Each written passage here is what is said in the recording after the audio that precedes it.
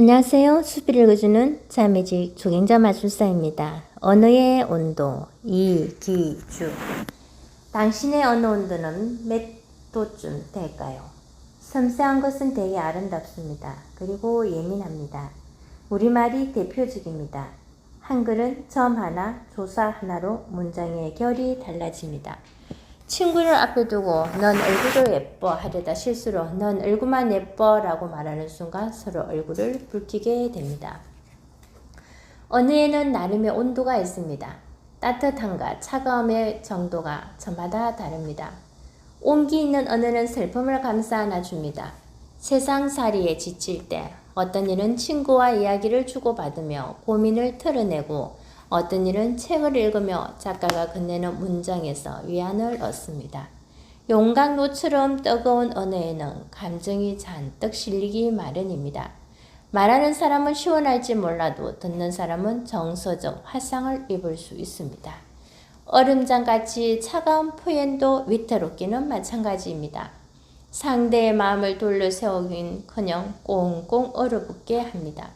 그렇다면 이 책을 집어든 당신의 언어 온도는 몇 도쯤 될까요? 글쎄요. 무심결에 내뱉은 말 한마디 때문에 소중한 사람이 곁을 떠났다면 말 온도가 너무 뜨거웠던 게 아닐까요?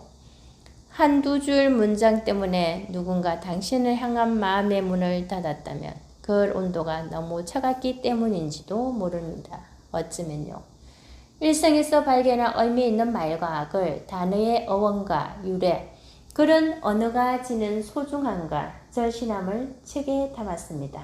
페이지를 넘길 때마다 문장과 문장에 호흡을 불어넣으며 적당히 뜨거운 음식을 먹듯 찬찬히 곱씹어 읽어주세요. 그러면서 각자의 언어 온도를 스스로 되짚어 봤으면 하는 바람입니다. 이 책이 그런 계기가 되었으면 합니다. 여전히 많은 것이 가능합니다. 봄비 내리는 소리에 귀를 기울이며 이기주. 말, 마음에 새기는 것. 더 아픈 사람. 버스나 지하철에 몸을 실으면 몹쓸 버릇이 발동한다. 길을 쫑긋 세운 채 나와 관계없는 사람들의 대화를 엿듣곤 한다.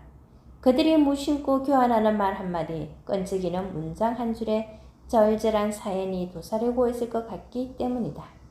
꽤 의미 있는 대화가 귀 속으로 스며들 때면 어로에 나갔다가 만선의 기쁨을 안고 기항하는 어부처럼 괜스레 마음이 들뜨곤 한다. 일상이라는 바다에서 귀한 물고기를 건져 올린 기분이 든다. 언젠가 2호선 홍대 입구역에서 지하철에 몸을 실었다. 맞은편 좌석에 앉아있는 할머니와 손자가 눈에 들어왔는데 자세히 보니 꼬마의 안색이 좋지 않았다. 할머니 손에는 약봉지가 들려있었다. 병원에 다녀오는 듯했다. 할머니가 손자의 머리에 손을 올려보더니 웃으며 말했다. 아직 열이 있네. 저녁 먹고 약 먹자. 손자는 크더라. 눈을 끔뻑거리며 대꾸했다. 네, 그럴게요. 그런데 할머니는 내가 아픈 걸 어떻게 그리 잘 알아요? 순간 난 할머니 입에서 나올 수 있는 대답의 유행을 몇 가지 예상해 보았다. 나이가 들면 자연스럽게 알게 된다라거나 할머니는 다 알지 같은 식으로 말하지 않을까 생각했다. 아니었다. 내 어설픈 예상은 철저하게 빗나갔다. 할머니는 손자의 헝클어진 앞머리를 쓸어넘기며 말했다. 그게 말이지. 아픈 사람을 알아보는 건 더 아픈 사람이란다. 상처를 겪어본 사람은 안다. 그 상처의 깊이와 넓이와 끔찍함을. 그래서 다른 사람의 몸과 마음에서 자신이 겪은 것과 비슷한 상처가 보이면 나보다 재빨리 알아챈다. 상처가 남긴 흉터를 알아보는 눈이 생긴다. 그리고 아파봤기 때문에 다른 사람을 아프지 않게 할 수도 있다. 어린 손자에게 할머니가 알려주려고 한 것도 이런 이치가 아니었을까. 말도 얼술이 될 수 있을까? 어머니를 모시고 병원에 다녀왔다. 검진을 마치고 집으로 향하는데 어머니가 무겁게 입을 열었다. 이젠 화장만으로는 주름을 감출 수 없구나. 시간은 공평한 것 같지만 꼭 그렇지만도 않은 것 같다. 나이가 들수록 성급하게 흐른다. 시간은 특히 부모라는 존재에게 가혹한 행보를 가한다. 부모 얼굴에 깊은 주름을 보태고 부모의 머리카락에 흰 눈을 뿌리는 주범은 세월이다. 병원에 들릴 때마다 깨닫는 게 있다. 삶과 죽음의 경계에서 저마다 힘겨운 싸움을 벌이는 공간에선 언어가 꽤 밀도 있게 전달된다는 사실이다. 특히 말기암 환자가 돌봄을 받는 호스피스 병동에서 말 한마디의 값어치와 무게가 어마어마하다. 당연한 일이다.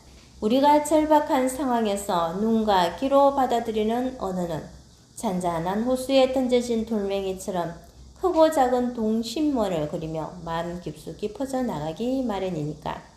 몇 해 전 일이다. 일산에 있는 병원에서 어머니가 수술을 받았다. 진로 과정은 다른 병원과 별 차이가 없었는데 의료진이 환자를 부르는 호칭이 다소 낯설게 느껴졌다. 한 번은 나이 지긋한 의사가 해진차 병실에 들어왔는데 그는 팔순을 훨씬 넘긴 환자를 대할 때도 환자 혹은 어르신이라고 부르지 않았다. 박 원사님, 김 여사님 하고 인사를 건넸다. 그 모습을 보는 순간 소박한 의문이 뭉게구름처럼 솟아올랐다. 이유가 뭘까? 왜 저렇게 부르는 걸까?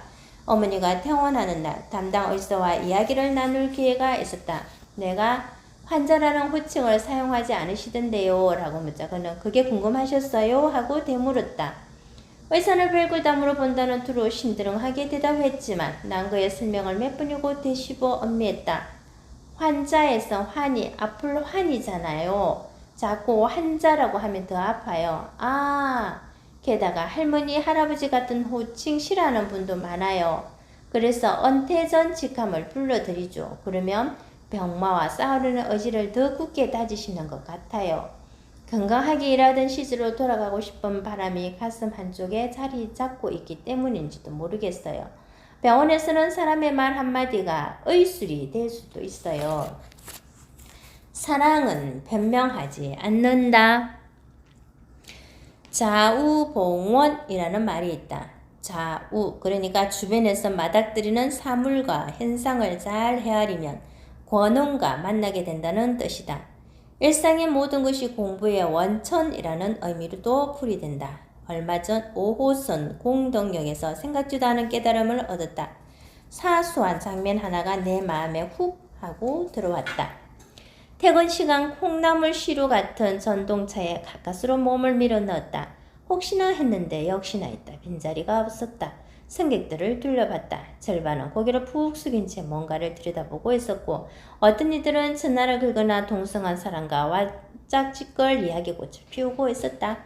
경로 속에 앉은 노부부의 모습이 눈에 들어왔다. 백발이 성성한 할아버지가 할머니 옆에서 휴대폰으로 뉴스를 보고 있었는데 제법 시끄러웠다. 게다가 어르신은 뉴스 한 꼭지가 끝날 때마다 어허 이런 등의 추임새를 꽤 격렬하게 넣었다.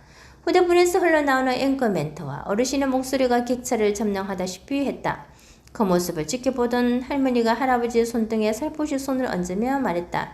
여보, 사람들 많으니까 이어폰 끼고 보세요. 그러자 할아버지는 맞다 알았어요. 당신 말 들을게요. 라고 대답했다.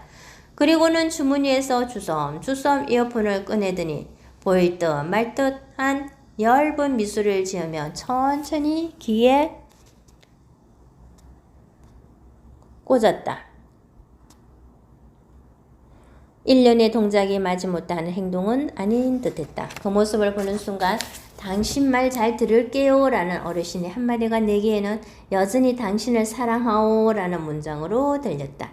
흔히들 말한다. 상대가 원하는 걸 해주는 것이 사랑이라고. 하지만 그건 작은 사랑인지도 모른다. 상대가 싫어하는 걸 하지 않는 것이야말로 큰 사랑이 아닐까. 사랑의 본질이 그렇다. 사랑은 함부로 변명하지 않는다. 사랑은 순간의 상황을 모면하기 위해 이리저리 돌려 말하거나 방패막이가 될 만한 부차적인 이유를 내세우지 않는다. 사랑은 핑계를 댈 시간에 둘 사이를 가로막는 문턱을 넘어가며 서로에게 향한다. 틈, 그리고 튼튼함. 대학 때 농활, 농촌 봉사활동을 갔다가 작은 사찰에 들어간 적이 있다. 마당 한가운데에 석답 하나가 기품을 뽐내며 당당하게 자리를 차지하고 있었다. 난 탑 주변을 빙빙 돌며 돌에 새겨진 상처와 흔적을 살폈다. 얼핏 봐도 나이를 모를 만큼 먹은 석탑이었다. 세월과 비바람을 견딘 흔적이 열넉했다. 몇 살쯤 됐을까? 얼마나 오랜 세월 동안 혼자 조용히 상상내를 펼치던 찰나 동대에서 누군가 말을 걸었다.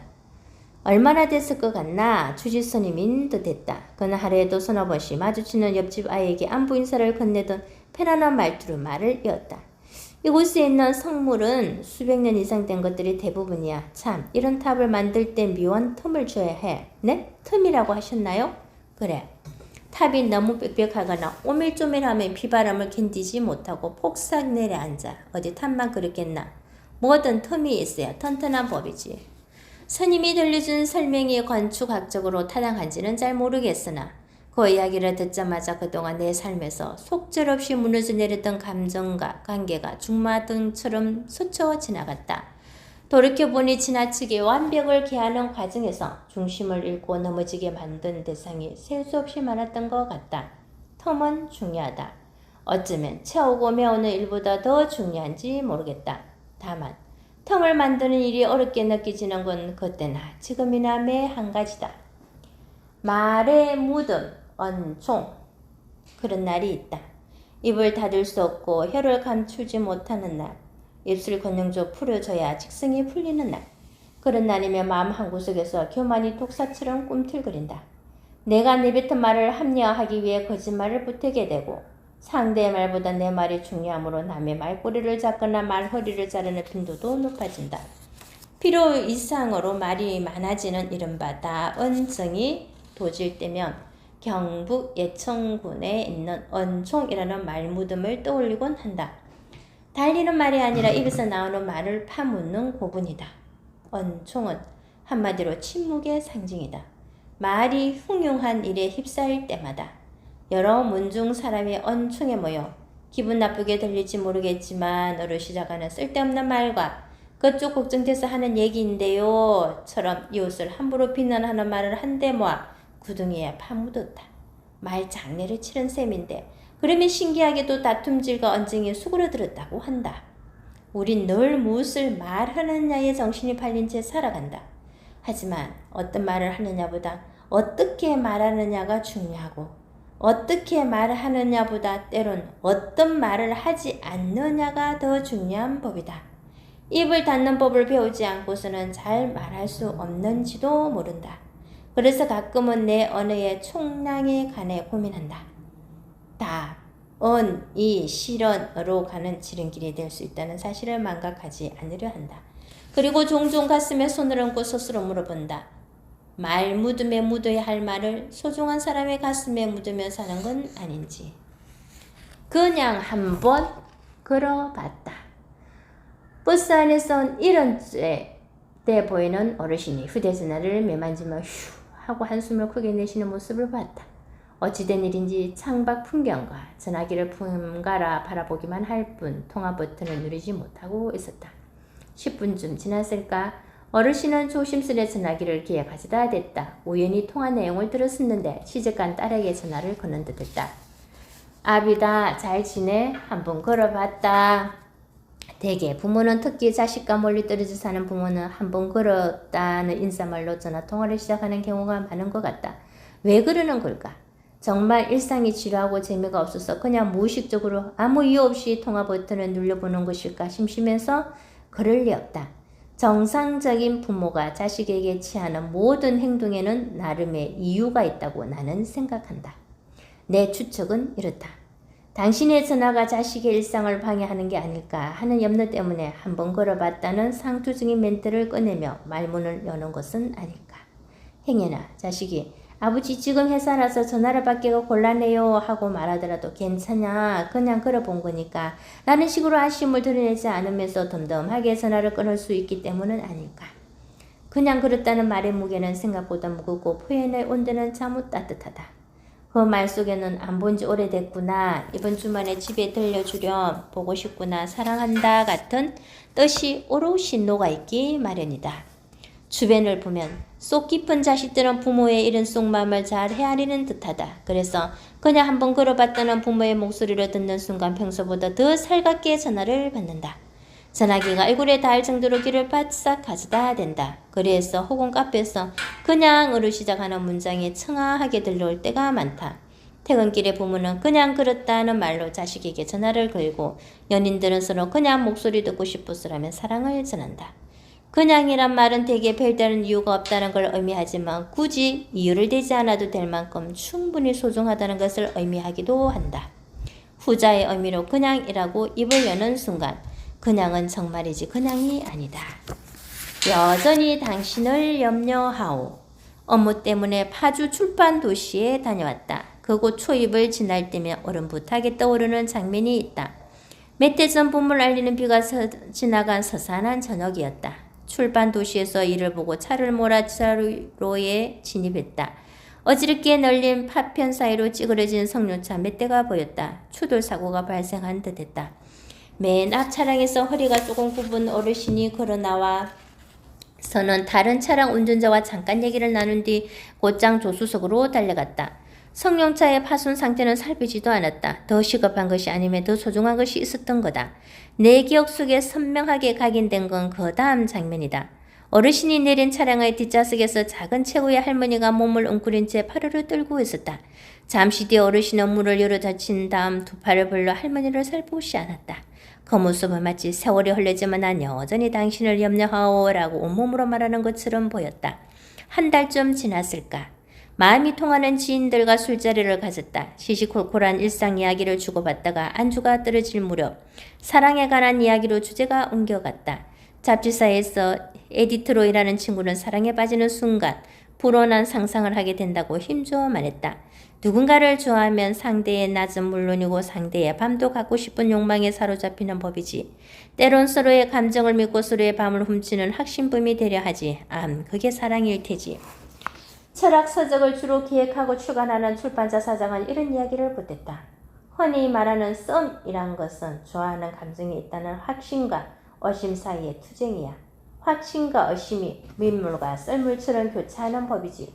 그러다 의심의 농도가 점차 옅어져 확신만 남으면 비로소 사랑이 시작되는 게 아닐까? 죄다 본인의 경험에서 우러난 이야기를 남 얘기하다 말하는 것처럼 보였다. 난 그들의 말에 귀를 기울이면서 여러 번 고개를 끄덕이다 웃다 했다. 술자리가 파할 점 엉뚱한 질문 하나가 내 미를 속을 헤집어 놓았다. 그럼 진짜 사랑과 가짜 사랑을 가르는 기준은 뭐지? 순간 교통사고 현장에서 할아버지가 할머니를 껴안던 모습이 무성 영화의 한 장면처럼 호릿하게 눈앞에 펼쳐졌다. 난 무릎을 탁 쳤다. 그래, 할아버지가 그랬듯 상대를 자신의 일부로 여길 수 있는지 여부가 진실한 사랑과 유사 사랑을 구분하는 기준이 될지도 몰라. 사랑의 종류는 참으로 다양하다. 사랑을 함부로 정의할 수도 없는 노릇이다. 솔직히 말해 사랑이 뭔지 여전히 잘 모르겠다. 다만 내가 보았던 노부부의 모습을 사랑이 아니라고 한다면 도대체 어떤 것을 사랑이라고 말할 수 있겠는가? 당신은 5월을 닮았군요. 1년 12달 중에서 난 계절의 여왕으로 불리는 5월을 가장 좋아한다.